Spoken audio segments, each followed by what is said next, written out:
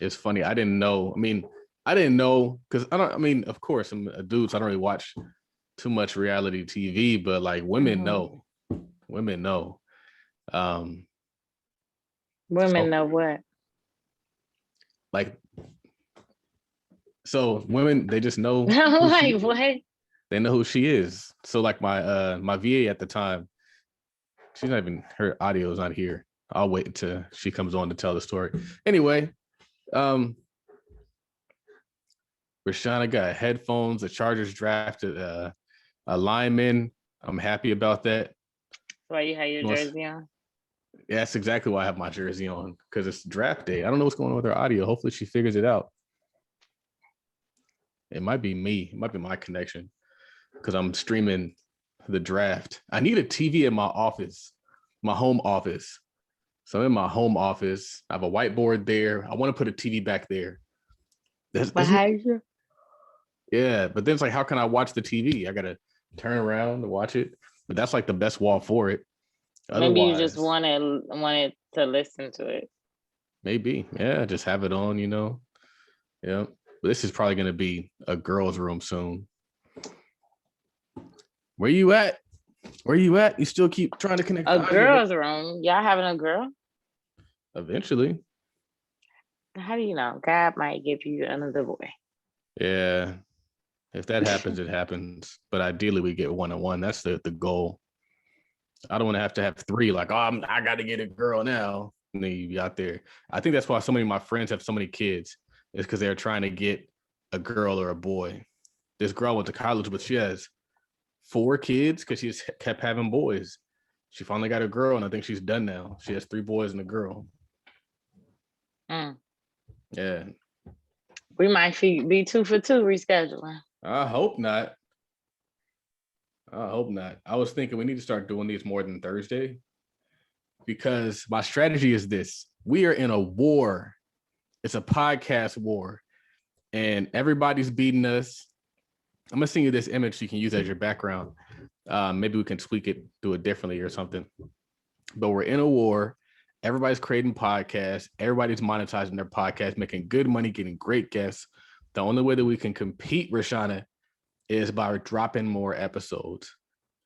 So high quality guests, quantity of episodes should allow us to get back on top because there was no podcast that specialized on interviewing African American business owners and entrepreneurs before the Tide Capital Millionaire podcast, also known as the Oglesby and Scott Show. It didn't exist. We're the pioneer. People came in, they got a year worth of stuff, and this is why I want to start doing some in-person interviews too. So let me see I don't know what's going on with her sound. It might be me. Let me turn off this stream. I don't think it's you. Uh, Usually it's not. I mean, yeah. if it's hers, it could be. I was just trying to take accountability. I forgot who I was talking to. I interviewed somebody. He was like, I try to take 100% accountability. He's a very successful person. Forget who it was. Oh, I know who it was now. It's probably the one that I had missed and you said it's really good. My peeps, they want you. And the options community real estate portion, they want you. They're like, we got to get Rashana. I was like, Rashana said she was going to come on. You know? So this is not the mastermind that I did already. No, this is something different. And the mastermind is more so about business. Like I'm teaching more so entrepreneurship than anything. And this one, it's more focused on the actual act of making money, if that makes sense. How did options go from options to real estate? Because I have to compete. Everything I do, somebody copies, and I got to pivot to stay competitive. And so somebody created a group that's just wealth oriented, but they also have options. And so they're taking my options members, but they're also teaching other classes. And so I had to open up my stuff. And so now I'm doing other things. And so we have a dedicated real estate. Yeah. I mean, you might not think I need to. Maybe this is why I need to be. I think Infinity members asked me to bring you on. Oh, really? To talk Yeah. about options? Yeah. And I told them no. That'd be cool. Dang, you trying to block it? You trying to be a hater? No, I would blocker. never try to block you. But I told them, I said, This what are is we gonna focused have? on real estate. Yeah, I said, what are we gonna have? Like next, we gonna have somebody on here talking about underwater basket weaving. Like we're gonna Wow, have so that's what somebody you on think here about me? how to Oh, there do we a go. t-shirt company. You know. We got it. Hey, she made it. Hi. Here it's just Hi, how you doing? good. You just heard us rambling for the last 10 minutes, or you didn't hear that? No, I live in the hills, so my Wi-Fi is Uh, Oh yeah, it's going in and replug out it, now. reset it. the Me? Wi-Fi, Yeah, I would- your internet kind of was going in now. not the data, but the actual Wi-Fi is difficult up there. That's interesting. Yeah. So it's a brand new build. So they just got AT&T up here. They had like Spectrum, Oh. and Spectrum wasn't. I couldn't even make a phone call. Yeah, I've experienced that before. Yeah. It's like they gotta establish the utilities. Yeah, a lot of that. Yeah. Well, welcome. I'm glad we finally got it. We had a guest earlier at 6 and she was having technical difficulties. And so we thought we were going to go 0 for 2. So it's cool that we aren't. The devil was We busy. can make this The happen. Lord is busy. So this is my co-host, Rashana Scott. She is a realtor. She is not just a realtor. She's the best realtor in Chicago. She is also a real estate investor and That's flipper. where I'm from. Oh, look at that. Oh, nice. Nice. Awesome. What side of town? South side, like I grew up like 78th and Ellis, Stony Island area. Oh, cool. Mm-hmm. Yep, cool. Nice. Matter of fact, speaking of, I'm so mad because my grandmother's house, that she passed away in her house, and she had 7 kids, and all the kids have kids. So I wanted the house, but they gave it to my auntie. And then I was talking to my mom not too long ago.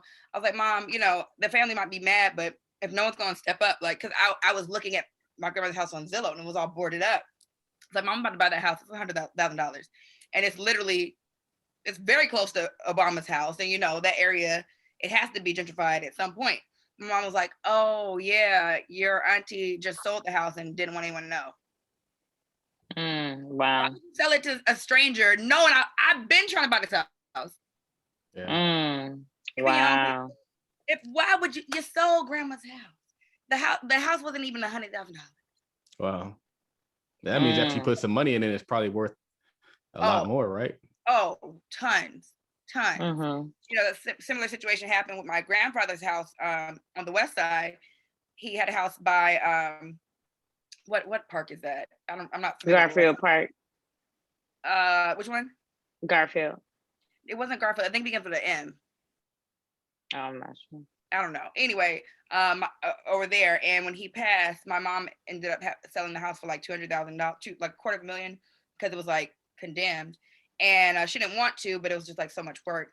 They flipped that house and sold it for 1.2, 1.3. Man. On the west side, so That's interesting. But yeah, so quick little. Sorry about that. Real estate. Maybe you can help me get my house back. I know, right? Yeah. She probably could.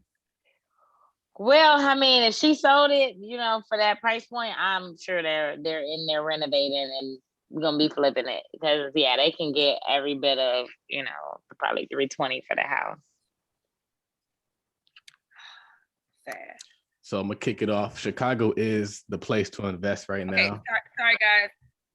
I don't know how to really do Zoom that well. My Zoom big screen just went away, and it's this little bitty screen, and I don't see no options to make it bigger. Click if you go to the top. Oh yeah. There should be like a green arrow. Like if you hover your mouse over the screen, it should be like a green arrow. The only thing I see, I can make it small, I can make it medium, or I can make it as little as it is right now. I just see it's 3 squares with us, and the big screen went away. You could swipe to the right, swipe to the left, maybe. Oh, are you on you're on an iPad? No, I'm on my computer, my laptop. Oh, switch to active speaker. It's not giving me any options. Okay, I'm clicking on it. So it has the 3 of us. Yeah, I mean, that's fine. Yeah, can I make we the can do screen it like, You should be able to uh, make it bigger. I don't. I've never seen like. Well, in the top hand corner, if you're on a Mac, I'm hovering over like the little green dot. So there's a red dot, yellow dot, green dot. that went away? Hover I your had that mouse. at first. Huh. Okay, I'll just do it with the small screen. Listen, I the don't know how devil that is busy happened. Well, every time. you can still kind of tweak it while we're having the conversation. Yeah, I'm gonna play with. Hopefully, we'll I can see figure it y'all. out. Okay. Cool. Sorry. So I'm gonna kick off the intro. We'll bring you in and we'll get it started. So this is the Oglesby and Scott Show. My name is Charles Oglesby, also known as Todd Millionaire of Todd Capital, with Miss Rashonda Scott, the Realtor of the Year in Chicago, the Realtor of the Decade in Chicago, of Flipping in Heels. How you been, Miss Rashonda? I'm doing great. How are you? I'm blessed. And she also just became a managing broker. So shout out to that. Now she can start having people work underneath her. That's always the goal. So really cool things happening. We released the episode last week. We're going to be ramping it up and just getting more content out for the people, powerful content, inspiring stories. Speaking of which, we have a special guest today. You guys probably seen her on the internet. She has like 2 million followers. 2.5. Oh. Hold on 1 second. Where'd my thing go? I lost my notes. Dang. It's in the calendar too. Oh, there we go. 2.5 followers. She was recently, well, not necessarily recently, but she was on the Earn Your Leisure Market Mondays with a really great show about how she was making money trading options, making money in the stock market, and she released a book. She also has her own makeup brand. She also has been on several TV shows and just really killing the game. So it's going to be a great conversation. She goes by the name Masika Kalisha, and welcome to the show. Thank you. Thank you very much. So the very first question we ask people is basically, who are you and where are you from? Okay. Well, as you said, my name is Masika Kalisha, and I have to say that is my real name. People always like, oh, so what's your real name? Like, as if I can make that up. So I love my African name, and I choose to use it, and I choose to have people pronounce it and say all of it instead of abbreviating it. I like to put them both together. If you can say Donatella Versace or Jivon, I'll say my black ass name every time. So I am from the South Side of Chicago, born and raised. From Chicago, I moved to Atlanta, and then I moved to LA, where I currently reside. I am a momtrepreneur. I'm a singer, actor, writer, entertainer, business owner. As you mentioned, I have my brand Kari Barbie Beauty that I'm wearing today, a full cosmetic line. We also have organic hair oils that I make like crack in the kitchen from scratch. And then we send it off to be bottled. And then, recently I started a new company called Stock Market Tips from a Bad Bitch. And I have my private stock club as well as my workbook / planner available now. And, the very cool thing about kind of how that started, it was like a total accident. There was a few Black men that actually, I learned about investing from. The first being my daughter's father. That's all the credit he would get. So we're gonna end it there. And then, I wanted to learn more. And, I had my wealth advisors and things like that, but I really wasn't seeing the type of return that I knew I could get. So, I just stumbled upon these two Black men on the internet, Wall Street Trapper and Todd Capital. And, I reached out and, figured which course to buy. And, I started kind of just looking at the courses, and I didn't even finish completing the courses, but literally in the beginning, like first 2 weeks that I was like going through the courses that you have available and that Wall Street Trapper had available, I think I learned more from you, him, and my daughter's father than I had in 4 years trying to learn from any of these white people at Morgan Stanley, JP Morgan, or, any of these other companies. I remember when I was on the phone, my wealth advisor, Marilyn Booker, I love her. She's absolutely amazing. She had me on the phone with, she had someone over my account because honey, I didn't make enough for Marilyn to just single-handedly manage my account. She does the billions, you know, but she's so amazing. So my wealth advisor that she appointed in my account, his name was actually Fortune. He was meant for this business. But I remember the first call when they were trying to explain to me like just the difference in the bare bones of the market. And I was on the call like, what language are you speaking?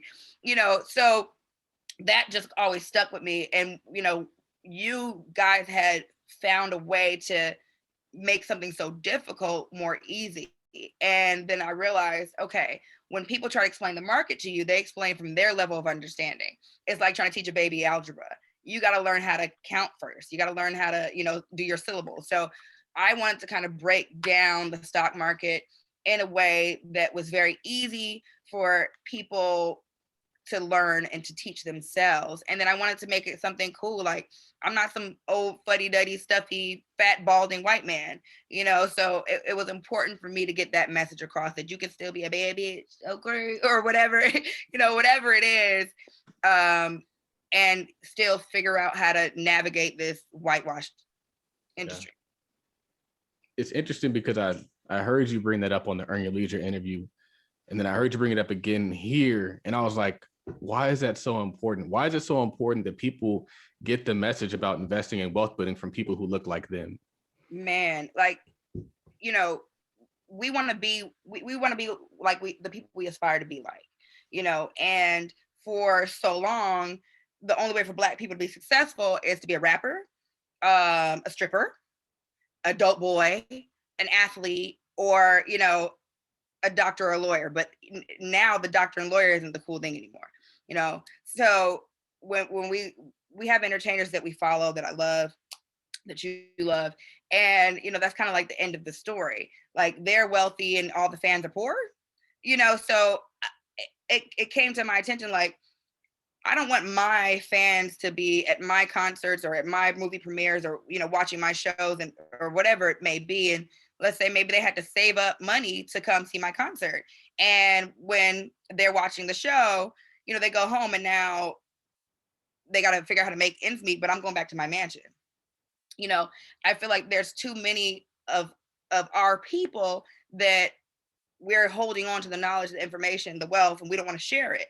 You know, I 100% feel like the answer to ending oppression is financial literacy and education. You know, we live in a westernized civilization that teaches Western education, and Western education already is geared to diminish our contribution to society. We learn our place in life started at slavery. No, the hell it did not. We were kings and queens. And, you know, it's the ideology of trying to teach Black and brown people and Indian people from day one that they started on the bottom, and that, you know, our worth and our value, automatically we feel like we deserve lesser positions at work. We feel like we maybe didn't deserve that raise, or we feel like we don't contribute as much. We built this country on our backs. So there's no reason why we should still be oppressed as we are. You know, I brought up the example when I first was, you know, about to release my book, and it was like the George Floyd riots were, you know, really, really rampant at that time. And, you know, when Target got destroyed by the white people, you know, Target, all of a sudden, now they're opening up their shelves to, we're dedicating 15 or whatever they said % more shelves to Black people, and we're giving more Black people jobs, and as if Black people just came out. We've been here this whole time. And, you know, people are like, oh wow, Target, that's so great. I'm sorry, but Target has insurance. So whatever they lost, I'm sure they claim way more. And they probably made more money with those riots than they ever have with regular sales. So, you know, when you have a policy, if you have a claim, there are certain things that you must do. They're going to raise your premiums. They might drop you, whatever the case may be. So of course they're going to start offering more shelf space to Black people and more this and more that, because that insurance company is requiring them to do that. So no, they're not doing us a special favor, but just imagine if George Floyd or Trayvon Martin or, you know, any of these Black individuals that were murdered for being Black. Imagine if any of them had health insurance or sorry, life insurance. Do you think that we would be riding in the streets, or do you think that the insurance company would be riding for us? We wouldn't be having to ask for police reform. The insurance companies will be doing that because they don't want to cut checks for our Black asses. But we're not taught these things. We're not taught the importance of life insurance, not just, you know, for there's living benefits, there's dying benefits. We don't set our children up to succeed. We set ourselves up to continue the cycle of poverty and oppression, to put us in a position where people can talk down on us and treat us as if we're lesser, but we're not. So why would we not tap into Wi-Fi money, or an industry where you can make money in your sleep or at your job or whatever, wherever it is? You know, my goal is to have as many young people educated on how you can make this type of money and set up generational wealth, and then go back and teach your parents and teach your kids, so that we can regain the power that we once had. Good stuff. So I'm like, that was a whole word. That was an entire mouthful. So you said that your stock group started on accident. So how did that happen? And then also too, I know you mentioned like even around the time frame of you coming out with your book was you know, I guess summer, you know, pandemic, mid-pandemic, when like you said, all of the riots and things are going on. But what, I guess, well, before I get into the question about you know, your group, what kind of pushed you into, you know, like you said, learning more about the stocks? Was it something that at that time you actively were looking for, or was it because of the pandemic? Was it, you know, because I know around like the pandemic time, right, a lot of people did get pushed into investing in the stock market because a lot of people were panicking, right? Jobs were shutting down, people were losing their jobs, and so many people flocked to the internet looking for ways to make money. So was that kind of your jump in at seriously, you know, understanding and trying to figure it out and taking these courses? It wasn't my reason for personally jumping in, but it was my reason for creating my stock club as well as the workbook.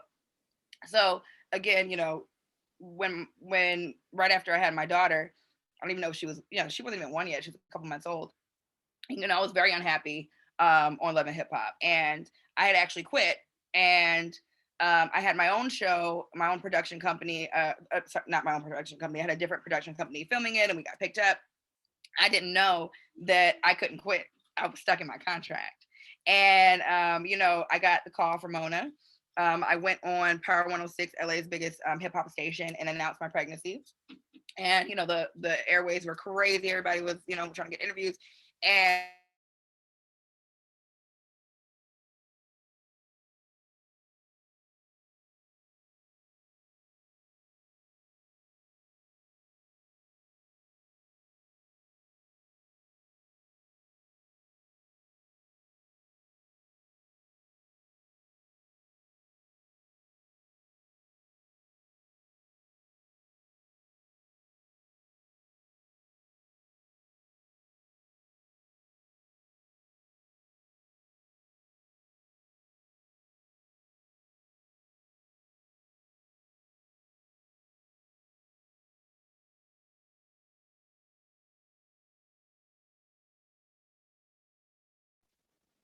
Yeah, mine was well. So she'll log back in. Was getting good. Right. So I didn't know she was on Love and Hip Hop. Oh, that's all I was gonna get to. Yeah. She actually, my wife told me that she's Fetty Wap is her child's father. Oh. I didn't know that. Yeah. So I did some research. I just started digging today because I got to be an informed interviewer. Usually I try to go on cold because I want to learn, but I find that it's actually better to have some knowledge so you can ask more in-depth questions. You know?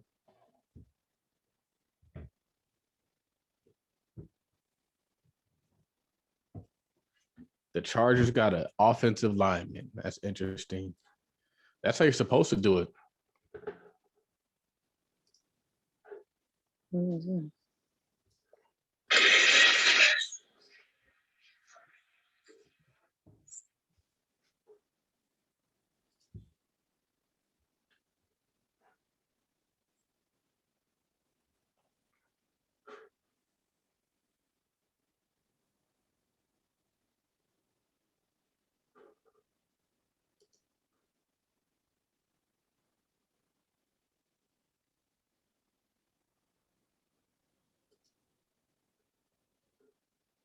This color this is it. And it's got this is it not unlocked yet? Okay. What's that? Is that you? This girl, this girl who actually is interesting. This guy, they Can you met. see me? No, we I can't. can't see. No, I can't see you. Oh, the devil is busy. There, you're back. Okay, I had to turn my Wi-Fi off and sign into my phone. A damn shame. A shame. But I'm back. Cool. Okay. All right. So you were talking about leaving Love and Hip Hop and not being happy. Yes. So I was devastated because I was just miserable. It wasn't what I thought it was going to be. It wasn't what I wanted it to be. So I was talking to my daughter's father. He was like pretty much telling me like, you don't have to be on TV to make all this money. I'm like, well, like, I mean, I make good money and da-da-da. And he was like, yeah, there's other things that you could do behind the scenes and have your money work for you. And I'm like, yeah. So, he introduced me to the stock market, and, he pulled up one of his Morgan Stanley accounts and was kind of like showing me like what he did. And I didn't really understand it. He was kind of in that stage too, where he really knew what he was talking about. So he wasn't able to break it down to a level that I could understand. So he was like, listen, it's going to be a waste of time to try to break this down to you today. So listen, we'll talk about it later, but if nothing else, get a wealth advisor, get a business manager, and, just kind of like gave me some steps. So I didn't know enough to know what to do, but I said, okay. So I went ahead, I went to Morgan Stanley, I got a wealth advisor, I got a business manager, and I noticed, things were getting easier and getting better. But I just didn't see, again, the type of returns that he was telling me. And I'm like, I don't get it.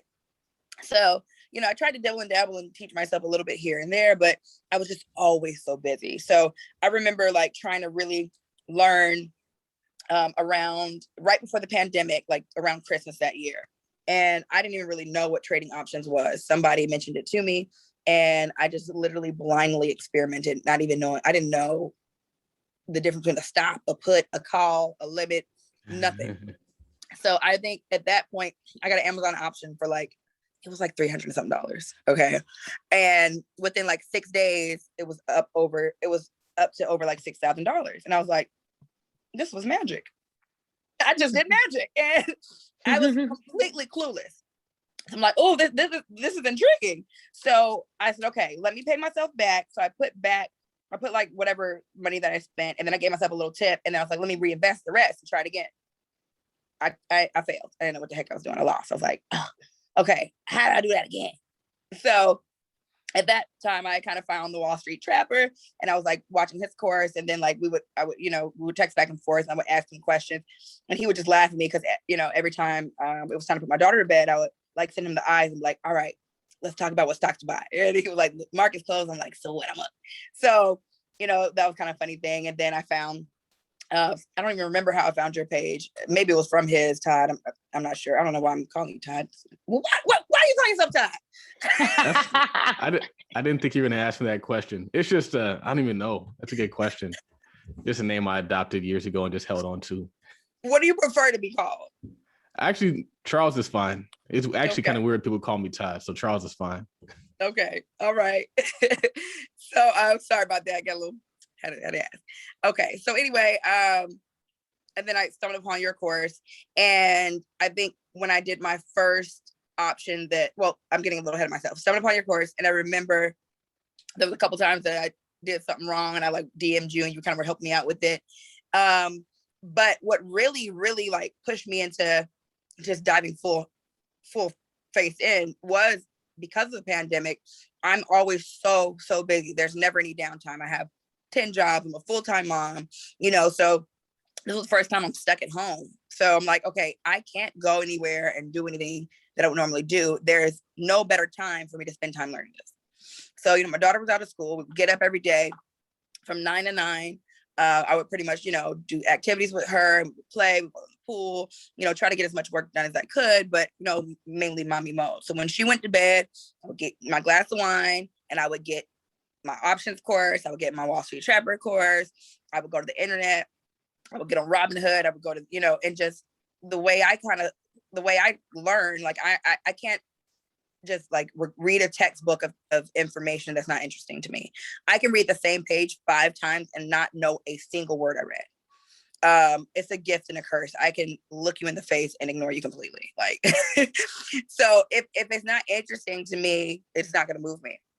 So when I did my first option, that I actually understood what I was doing after taking one of your courses and like doing my own research, I think I put it was $2,010 on a Monday, and I don't know if it was the ROI or the equity, one of the two was I was up to like $37,000 in 4 or 5 days.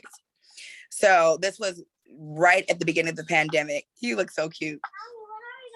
Let me finish, baby. Let me finish. So this was right at the beginning of the pandemic when Amazon, I guess their sales were shooting through the roof because no one could go to any stores. And at this point, I still didn't really get that yet.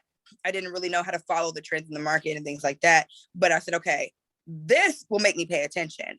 Making $35,000 in 6 days from $2,000. Okay, now I'm invested. So literally, I would always give out free tips on Twitter, like business tips about like credit and, contracts and things that I came across in this industry. Like, that nobody told me that I wish somebody would have told me, instead of, getting my TV checks in my name, sign a loan out form and have the checks cut to your company, then cut yourself a check and, file your taxes quarterly according to your deductions. Like, no one told me these things. I had to learn on my own. So I would give out free tips like that. So I started giving out free tips on Twitter about what I was learning as I go. Like, okay, guys, I just traded this, I did this, I bought this. Oh, I made this. Oh, guys, I lost this. And it became this thing. People started asking like, oh, wait, you did what? Okay, wait, what about this stock? What about that stock? And it was still so new to me. I would tweet a bunch of things, and someone might ask me a question that I tweeted 2 weeks before. And I would tweet like, hey, just scroll down my timeline. I already answered this question. You'll see it. And they would say, well, if you're not going to tell me, then I don't even want to know. And it got to the point where people were very demanding and very pushy. And it's like, I don't work for you and I'm not a broker and I don't owe you anything. So I stopped giving those tips out and I started telling people, y'all aren't grateful. I'm not giving this free tips anymore. Then I had fans and friends and people saying like, no, we'll pay for it. Like, please, there's certain ones of us that really want this advice. Like, don't let the ungrateful people ruin it for you. So that's how I opened my stock club. But I dove into the stock market, like to try and learn as much as I have now. And I'm still learning because of my first very lucrative trade. And because the pandemic allowed me the opportunity to stay home and study, I had more time. So I probably learned much quicker than I ever would have if the pandemic didn't happen. Yeah, it was definitely a good combination of things, because people had excess cash because they couldn't go spend it. You can't go to the clubs, you can't go to the events, no concert, none of that stuff. You have the and then extra you can't time. go to work either. Can't go to work either. So you have the time to study, learn, all that stuff. So it was cool to see what that created, because it was a time when everybody expected to be depressed and miserable, and maybe some people were, but some people found some good in that too. Yeah, that's cool. Yeah, it definitely brought out the hustler, or what's the opposite of hustler? The hustler or the sleeper in everybody. Mm-hmm. Yeah, so from there, you ended up you launched the book first, or you launched the group, or you did them, So simultaneously? I did the stock club first, just for one-on-one advice and tips and things for people that wanted a little more than Twitter. Because at the end of the day, I'm like, okay, guys, like this ain't my full-time job. Like I have a career that I'm working on, and I was releasing a song at that time too. So like we were about to get into press mode for my radio run that ended up being a virtual radio run, which was actually kind of cool. So like I didn't want to just be tweeting about stocks stuff all the time. So I created the stock club, and literally like, again, it was the push from the fans and the supporters, like, can you write us a book? And, again, for me, like, I can't just sit and write a book to teach you something in a way that I can't learn myself. So I literally just took my daily notes that I was using and things I was highlighting and circling and tabs that I had saved, and created a workbook / planner. For me, the way I learn is to read a little bit, to research a little bit, to look up my own thing, match that with this, match that with that, and then do hands-on like application of it and watch the results. Whether it's good or bad, that's how I learn. So I would literally stay up, I would go put my daughter to bed at 9, have my wind down time, maybe watch a movie, and then like I would just dive into the stock market. And because I'm in California, I would literally stay up most nights till like 6:30 in the morning to catch opening bell, because in New York 9:30, so I would be like sleep rubby whatever, but like, okay, no, I want to see, I want to watch how the market fluctuates. And that's kind of how I learn the trends, that the market moves fastest in the first 15 minutes, and it calms down around 11:30, and what the best days to trade and the worst days to trade, and things like that. Then I started like monitoring certain stocks at certain times of day, and then like certain times. And I remember when I tweeted very early on in the pandemic, if you don't do anything, buy Shopify and Moderna, or however you pronounce it, freaking vaccine. And I got the vaccine at $25 a share, and everyone's like, oh, don't buy it, whatever. And not too long after that, I should have bought it. I made a killing off that. So I got Shopify at 300 and something a share, and I wish I knew what I knew now. I would have bought way more then, but I still end up, buying more later. But it was making those mistakes and being conservative on certain things and being risky on other things that pretty much taught me all the trends that I now know. How have you used your knowledge to help the people around you? Because I know you've actually we're helping your friends start trading too. How has that been going? It was oh God. This is a hard one to answer. At first I was all like, guys, let's make this money, guys. Look. Like, I'm gonna show you what you did. Like, I literally like was sharing the courses that I bought. Like, guys, okay, let's go through the course, talk about it on Mondays and Fridays, let's this, let's that. And I had to stop because like I had a girlfriend that asked me to borrow $250. And I told her no. I told her, what you can do is I'll give you $250 to put towards this option, and I'll show you exactly how to do it. And oh girl, I can't afford to do that, girl. Oh girl, I gotta pay this dentist bill, and I gotta pay this coming up, and this coming up, and that coming up. I said, okay, well, how short are you? She's like, I'm already like $1,300 short. I said, okay. I said, so you're telling me that you don't have enough to cover what you need, but you're willing to spend your last and still not have enough. So you're willing to go broke and still be broke instead of need, but you're not willing to invest your last and have the possibility of making more. Like, make that make sense. Oh girl, I'm not like you. I can't take the risk that you take. I said, Alicia, you just asked me to borrow $250.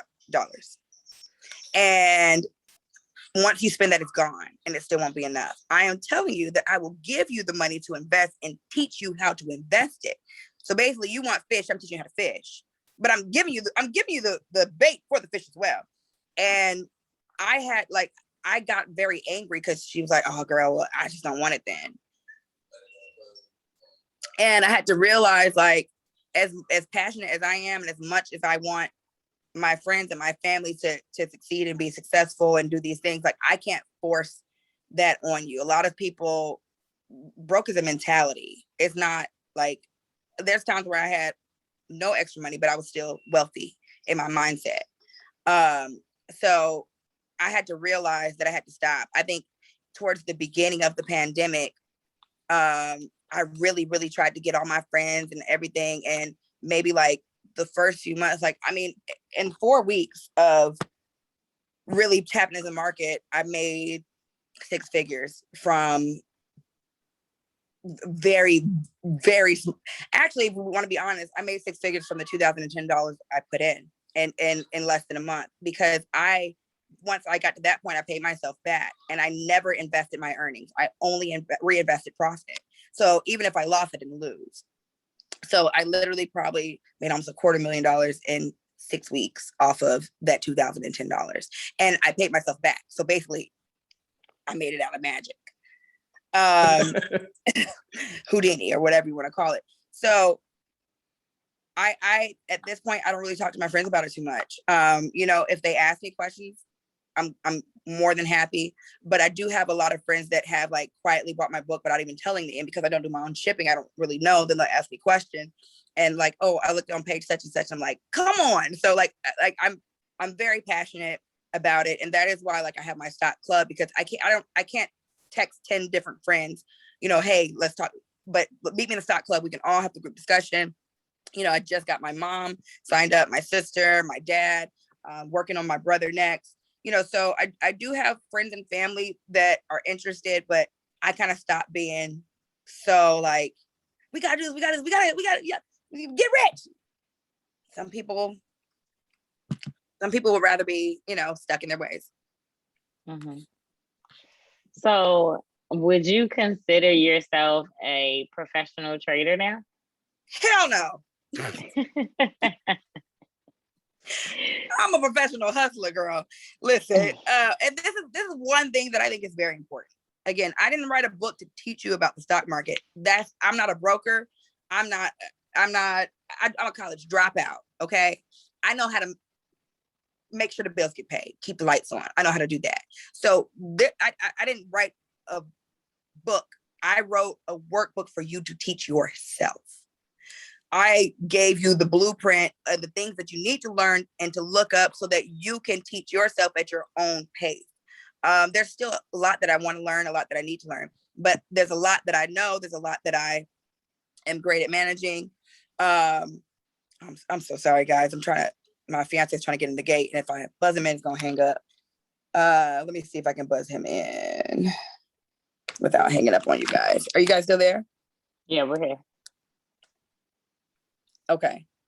All right, let me try this one more time. Okay. I wonder if he calls from the gate, will it ring? The internet is not allowing me to be great. Okay. All right. Hopefully I can buzz him in without hanging up on y'all. Poor man, he's been at the gate trying to get in for 20 minutes. Anyway, what was the last thing we were? Talking about teaching people that they're teaching themselves. Yeah, absolutely. Mm-hmm, with the book. Yeah, I think it's very important to always be teachable and to always, learn more. And one thing for me, I only take advice from people that have done better than me or have accomplished something that I wish to accomplish.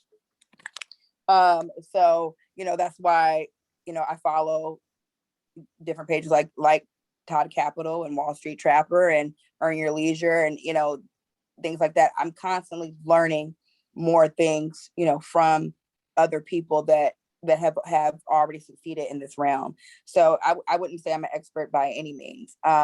But I think that I have gotten to the place where I have navigated this portion very well. And, I'm not trying to be a jack of all trades. Like, yes, I do want to learn other things that I don't really know yet. And I don't do Forex. I don't do this, I'm trying to, I want to master investing and trading options first. Once I feel like I can do that, well, investing, I got that down pat. Trading options, there's still a lot of, terms and things that I'm still learning.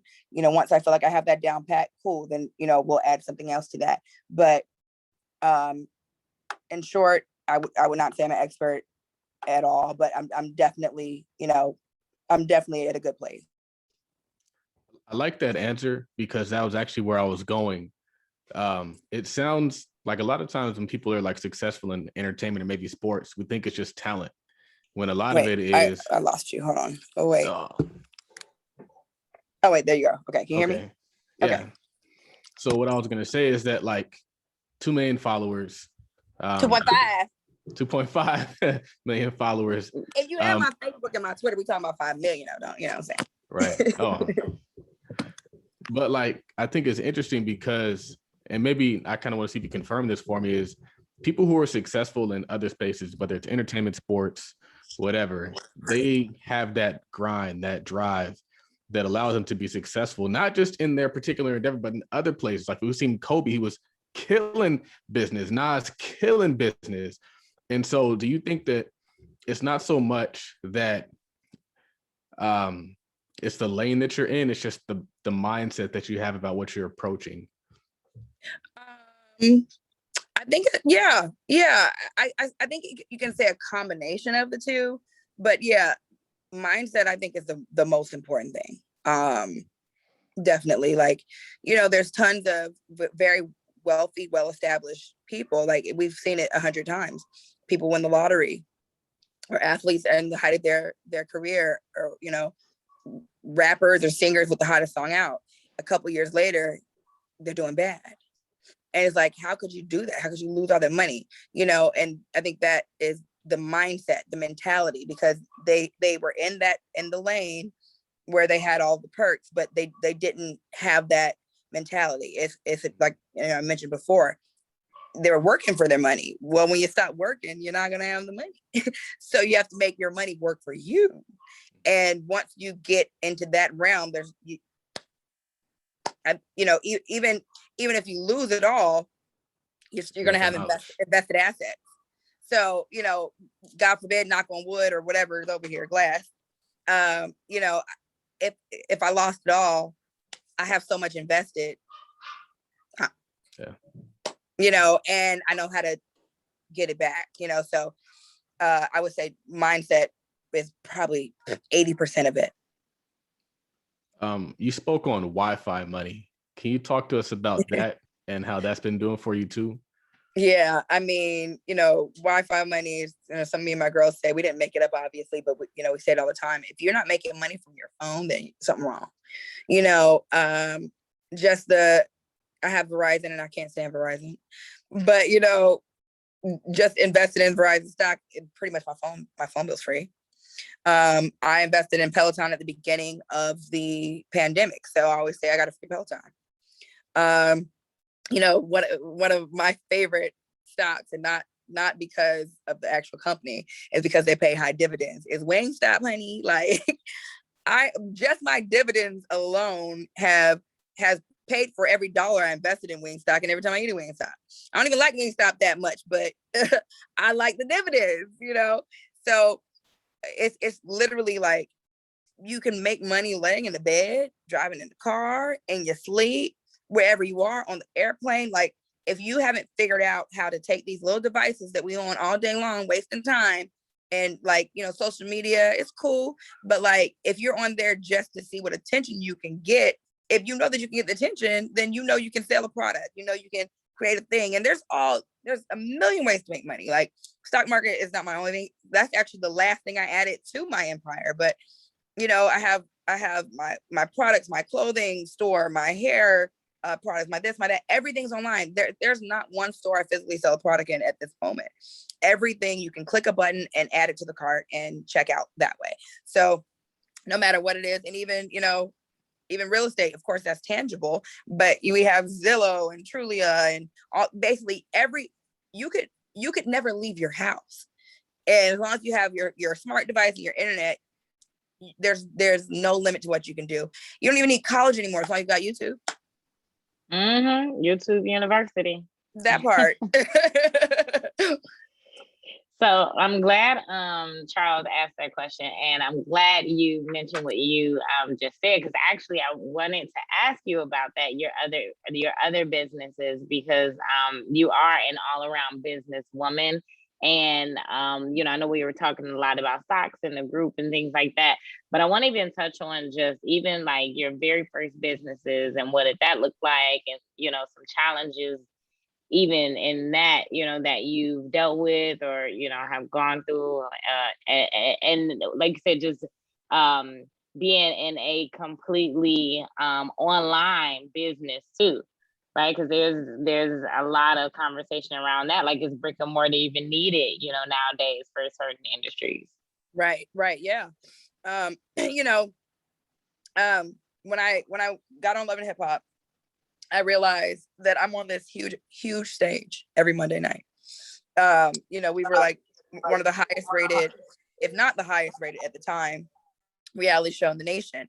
And it's like, I have the opportunity, excuse me, to sell anything on this stage while I'm here. And we only have 12 weeks to be here. So I'm going to put on a performance. Now, one thing with me on the show, my character was like the glam girl. I was always dressed nice. My makeup was always flawless. My hair was always flawless. So everybody wanted to know, oh, what lip color was that girl? What product? Or, oh my gosh, like, I was really big on wearing like lip stay, like products that don't come off, because, I don't want to reapply all day and we're drinking and I don't want, so people would always ask me. And that was literally the first thing that triggered, like, okay, I need to start a cosmetic line. Now, I didn't know where to start or how to start, and I didn't want to get in over my head. So I started with lip products. And I started with creating lip products that, were matte, but moisturizing. Daddy, want to get in? Okay, talk to Daddy, baby. Daddy said he's going to walk. Oh, Mommy's on her meeting. Thank you. Mommy's in her meeting. Okay, talk to Daddy. Daddy. So, sorry.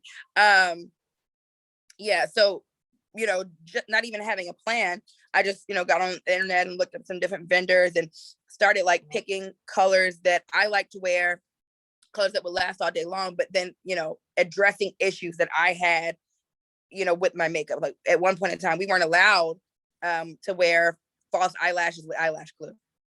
Mona required everyone to have hair glue, because with eyelash glue, it didn't get tacky enough, and she would have to stop filming so many times to tack an eyelash down, and then we would be on set. Filming would be interrupted so much because of eyelashes and lipstick. So I said, okay, let me create a lip product that won't come off, but I don't want it to be harsh and dry, because you're gonna have the Gucci Man crack lips. So I wanted it to be moisturized, I wanted it to last, and then I wanted nice, bold, bright colors that complement different skin tones and that give you different options. And, with that, of course, we did the lip liners. And then I also created lip care, vitamin E sticks and exfoliator sticks, because we are wearing those, matted out colors. And because I wear my long nails, I can't dig my nail in a little pot to get it won't work. I'm gonna get all of my nails. So I created an exfoliator stick that, is neat, it's cute, you don't get on your fingers. I literally just started creating products out of my personal need and out of seeing, what we needed on set and the problems that we had on set. So when I would go on TV on Monday night, they would wonder, oh, what color are you wearing? Right here, available at Carberry Beauty. And that's, pretty much kind of how it started. And then as I made more money, I reinvested it back into the company. Oh, we're adding we're adding pearl lip glosses now. And oh, we're adding body cream, right? This. So that's just pretty much how it started, because of who I had available to sell to and what they needed.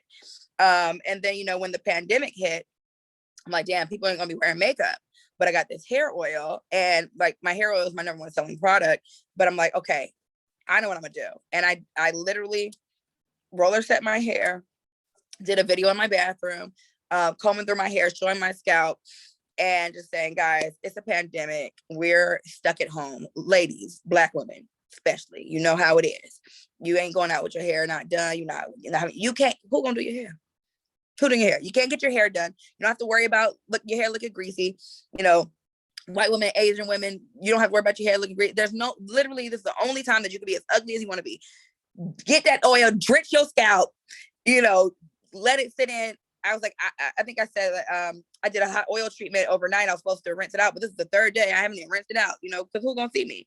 And basically, like, we don't know what's gonna happen, but don't come out this pandemic bald headed. And I think I sold $34,000 worth of hair oil with that post. I sold out of hair oil.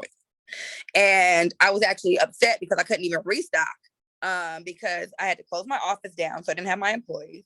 I literally had to make the oil at home, but then like my assistant, she'll put it in the bins and we'll take it over to the office. And we have like the bottle machines and the filler machines and stuff like that. So I have a full team that does it. I can't sit at the table and, so I was like, okay, I have orders.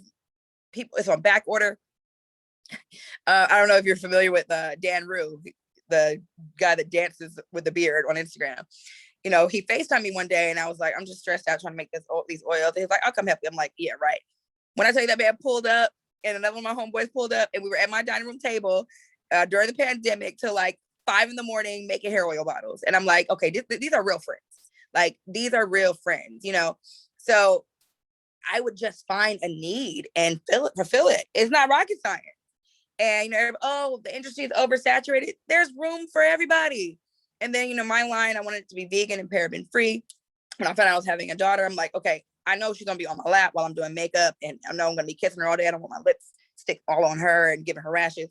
So, I always tell people, who cares what anyone else is doing or anyone else is selling? If they're selling it, that means that someone wants it. So you can buy it too. You can sell it too. In terms of like manufacturing these products, because the makeup and the lipstick, that probably is pretty complicated. Are you sourcing that from overseas and bringing it locally, or what does that look like? Both. So I have a main plant that's in Florida, then I have another one in China. And I actually kind of work really closely with both of them, depending on the product. If I want, of course, in America, it's going to be a lot more expensive. And China is going to be more cost effective, but then the shipping costs are so much more. And, with the pandemic, Jesus in heaven, when I ordered my workbooks, I ordered a certain amount by air and the rest by sea, and they kept being delayed. So because of the pandemic, it's like, if they say it's going to take 36 days, it could take 46, 56, 66. So it's a lot more question, a lot more chance. So at the end of the day, I've learned, especially with the pandemic, to try to start as advanced as possible when I'm releasing new products and new things. I launched my book finally on Black Friday because we were supposed to launch in June. The pandemic caused all types of delays. So we did a pre-sale and we sold out of the items we had. But again, the pre-sale, I didn't guarantee anybody to get books. We shipped out the books we got by air, and the books I had by sea were so delayed. People were furious, but they didn't read fine print. The pre-sale was a 30-day delay, and no one had to wait 30 days. But baby, talk to daddy. Ask daddy. Tell daddy he knows that mommy's doing something important. Anyway, under promise and over deliver. Exactly. So basically, it's complications dealing with either one, whether you do it in America or whether you do it in China. It's just, you got to pick your poison. So I have vendors in both. But just do your research. It's hit and miss. I work with companies I love, companies I hate it. But at the end of the day, before I make that huge investment, I always get tons of samples. And I get different rounds of samples, because you can send me your best stuff the first round, so I didn't know you could do that. Oh yeah. Now, you have to pay for the samples, granted, and it'll delay your process a little bit, especially if you're getting something from China. You might have to wait 2 weeks to get this first sample and then make tweaks, and then another 3 weeks to get the next one. So anytime I'm doing a launch from a company overseas, I try to start as early as possible. Like I started in January planning my 6/19 release for Black Independence Day, and even that was a little late, but we're on track, thankfully. But like, it's still gonna cut down to the wire, because dealing with overseas. So. Yeah. So before we wrap, I have one question. Where are you headed next? What are your goals for your business going forward? I don't know if I would say my goals for my business, but I would say my ultimate goal is to live 100% off my interest. So whatever that means, you know, and however to get there. I just don't ever want to spend anything I earn. You know, I truly want to create generational wealth for my descendants that aren't even thought of yet. I want to give, you know, my family and my community what white people and Asian people give their families and communities that we call it spoiling, or, Right. you know, it's so crazy how we have been retrained to think by, you know, Jim Crow laws and, you know, Western education, because that's never been the case. You know, so I love learning. I love working. I love, you know, growing. I love having fun. So, you know, I kind of just figure out how to do it all in one. It Nice. doesn't feel like work when you enjoy it. Right. Awesome. Super powerful interview. Your life is an inspiration. It's kind of cool just seeing how you think while also like being a pretty woman. It's like most pretty women, they're not clicking the gears. I don't know. Maybe that's me being, You know, no. stereotypical, You know, but I mean, Marilyn Monroe said it takes a very smart brunette to play a dumb blonde. mhm. So, you know, a lot of people, they don't think that I'm smart or that I know anything or whatever. And I'm totally fine with that, because at the end of the day, if you think that I'm not catching on, you're going to say a lot of things that you think I'm not paying attention to. And, you know, I've learned more from people that never taught me anything intentionally than I have from people that tried to, you know, sit down and teach me something. So, yeah, I definitely think, you know, I don't see it as a disadvantage at all. I definitely think that, you know, being under assuming, I guess you could say, is a strength, when most people probably see it as a weakness. But again, you know, I just created the whole brand, Stock Market Tips from a Bad Bitch, because at the end of the day, you want to look like me, girl, I know. But, you know, but I want to show you that you can look this way and still be well spoken and still, you know, have nice things and still live well. Like, let's get out of that mentality that, you know, you got to have, you can only do well if you have a man by your side doing well. Now, don't get it twisted, because the man on my side gonna be doing well. Period. But, you know, that's not a need, like, oh, I need you because of this. No, I don't need you for anything, but you need to have your shit together. You sound like Rashana Scott right now. Okay, yeah. What you trying to say, Charles? Chicago women, listen. Oh, what part of Chicago are you from? Southside. Yes. Born Absolutely. and raised. Yes, Yeah. ma'am. Yeah, I know where grandma's house at. Okay. Yeah. Well, matter of fact, I'm gonna DM you, sis. Send me her number, because I want it back. I want it. And she just sold it a couple months ago. So yeah, we're gonna have to look into that. I want it. Cool. Well, So this the was last awesome. we do ask a few quick questions. They're kind of like a fire round type question. Okay. Before we wrap, the first question is, who is somebody that you look up to and why?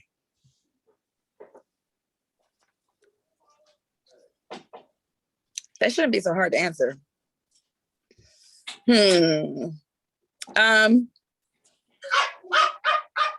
that so hard to answer? Let me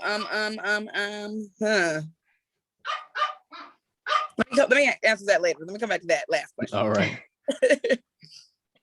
What is your favorite business or real estate book? Or Rich Dad stock Poor Dad. book. Or stock book, Stock Market Tips from a Bad Bitch. What you talking about?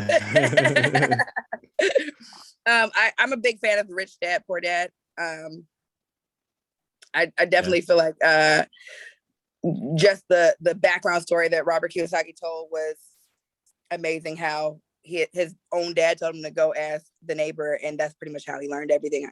And by playing Monopoly, I love it. Have you read that book, Rashana? I know you read his other series. I don't know if you read the first one though. Mm-hmm. Yep, All I right, sure all right. did. I sure did. The next question is, what does success mean to you? Waking up and deciding what you want to do, and picking what you want to do based off how you feel.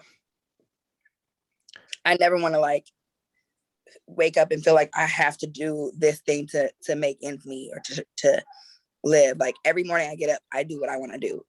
Right. Whether it's work or play. Like if I decide to take the day off or the week off or the month off or the year off, I'm still making money. So being truly free, having that freedom, that's, to me, that's what success is. What sets apart successful investors from those who give up, or business people from those who give up, fail, or never get started? I think the only difference is when you fail, you get back up. The question is not, will you fail? Yes, you will. You will, and you might do it over and over and over again. Failure is not the problem. Defeat is. Mm. And then there's a lot of people that are scared to even try. That, to me, that's a failure as well. Every time you fall, you have a choice. Put your Band-Aid on, get back up and try again, or die. So, I mean, as long as you're willing to get back up, you have a chance. Awesome. So that's the end of those questions. Did you have an answer to the first one? If not, that's I mean, fine. It's weird. Like, there's so many people that like I could list a million people, but I want to like make it meaningful and really mean it. So I don't know why I'm just drawing a blank right now. All right. Where can people find you, follow you, or support what you have going on? Okay, well, I have my link tree in my Instagram bio. That's probably the easiest way because I have a link to all of my websites, my social media pages, my YouTube, SoundCloud, all of that. So it's just my name on Instagram at Masika Kalisha. And if you click that link tree, it'll take you everywhere you need to go.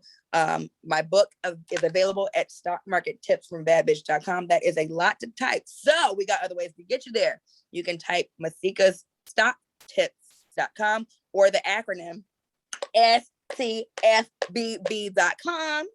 And either way, it'll get you to the page. KariBarbieBeauty.com is the cosmetic page. MasikaKalisha.com take you to my music. But again, everything is just in my link tree.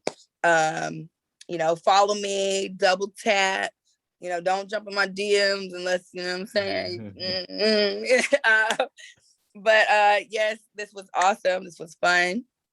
I was super excited about doing this. And again, I just want to say thank you for what you're doing. It's people, I don't want to say they're shocked, but I think, it's maybe they are a little shocked. Like everything that catapulted me into doing what I'm doing came from what I learned from what Black men have done. And I think, that's very important to say because the Black man has been beat up so much and, we're thugs and you're, all these undervalued things when there ain't nothing stronger than a Black man on this earth but a Black woman. But, so in a time where, Black men are getting shot for reaching for their seatbelt or, just it's so intimidating and scary to be Black, knowing that you have Black educated men that have, not just learned something for their good, but taken time to put together courses for other people and like that are affordable and attainable and easy to understand, I can't say it enough. If it wasn't for, certain Black men like yourself, I don't know if I would have, probably got to this realm so quickly or at all. Yeah, look at you. Got a whole book, got a whole group, got a whole out here changing lives. Listen, and I knew the book was gonna do good, but I was literally floored. I just ordered 10,000 more. Wow. Yeah. So wow. I'm in my home office and I got a little bit of inventory over there, just a little bit. So this is for my clothing store. Those are some books. There's some makeup. I got books everywhere. These are all books that I have to sign to ship out, my PR kits and stuff. And then I have 5,000 books in my garage and my fourth tandem spot, slight flex, and then I have my warehouse full of books as well. I completely sold out of my initial 10,000 books that we ordered Black Friday. So, I had to reorder, and it's just like, I have no publisher, I'm not on Amazon. I had to hire more people just to do the fulfillment, and, all I can say is, I didn't write this book for me to make money. I made money. I wrote this book for everyone else to make money. And of course I ended up making, a nice profit as well. But like, it's something that wasn't the objective. My objective was to get this knowledge out as much as I could. So I'm just very blessed and very grateful and very appreciative. And, I need to check out and see what your latest courses are so I can learn some more. Oh, I don't teach options though. I'm not doing that. Maybe when I do the options book, maybe we can collab on that, because that'd be cool. Yeah, that'd be dope. That's an idea. Charles is open to all business ideas. Okay. That's an idea. Let's talk about that later. Let's do it. But thank you so much for coming on. This was such a great interview. I love hearing your story about just hustling through it, regardless, not even knowing where to start, but just like you said, fulfilling a need. And I think that was definitely the recurring thing, that came up, and you ended up coming out on top, and you're going to continue to come out on top because you understand supply and demand. Absolutely, girl. Economics 101. That part, that's the part. Well, thank you so much for having me, guys. This was amazing, and I'm definitely tuned into your show. Thank you. So we'll have all her information in the show notes. Thank you guys for tuning in. Make sure you leave us a rating and review. We like 5-star reviews. My name is Charles Oglesby with Miss Rashana Scott, the Realtor of the Year, signing off. Thank you. Bye. That was good. Bye. That was very good.